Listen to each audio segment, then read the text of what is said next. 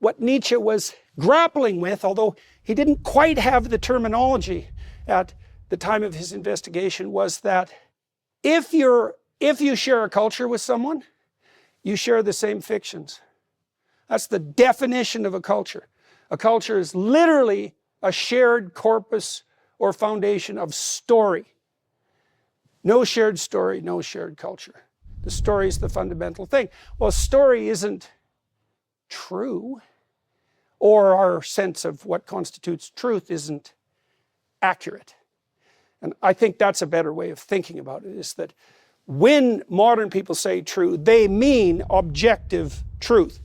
The problem with that is that fiction is not objective truth, but fiction has levels of truth and depth, and there are, what are there, true fictions? Well, deep stories are obviously true, or what, are they worthless?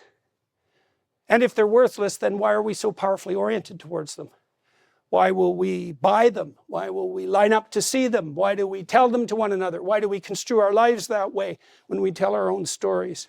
And why do we know that there are levels of depth to story, which implies levels of truth? So one of the things that Nietzsche was grappling with was the notion that objective truth doesn't seem to cover the ground of truth.